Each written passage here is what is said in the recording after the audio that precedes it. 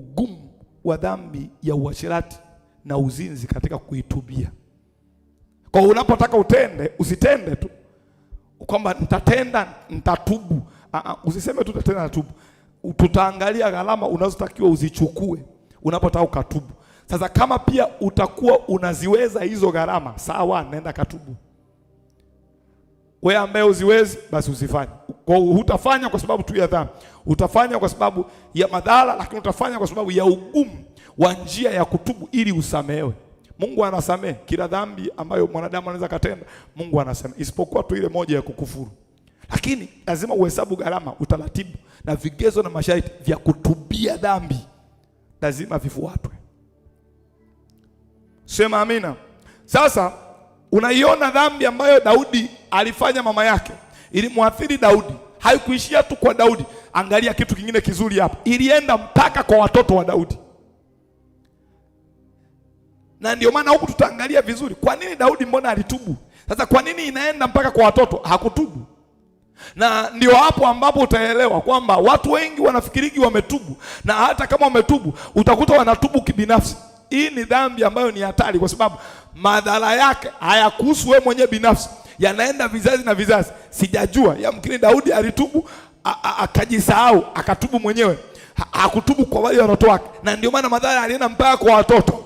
Kwa kitoto kinashangaa tu, yaani kikifikisha umri tu fulani, hali ya matamaa ya uzinzi. Kwa nini matamaa ya uzinzi yananishika?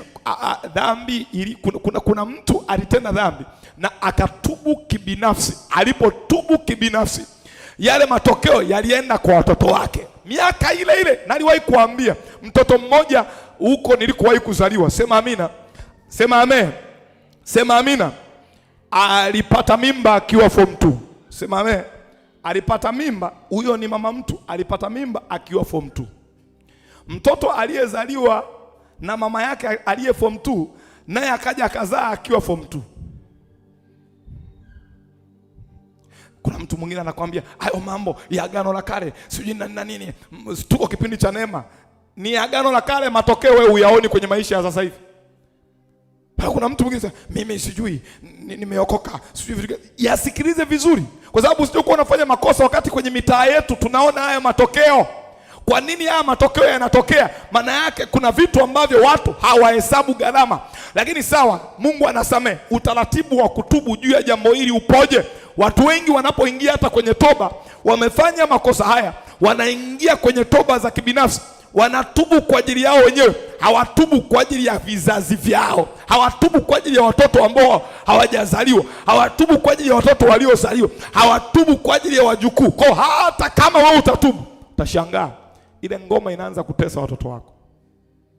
Pamoja na toba likubwa, Zaburi ya 51 yote toba kweli kweli, toba kweli kweli. Mfalme wa watu akararua mavazi yake, alitubu mpaka, lakini ngoma iliendelea.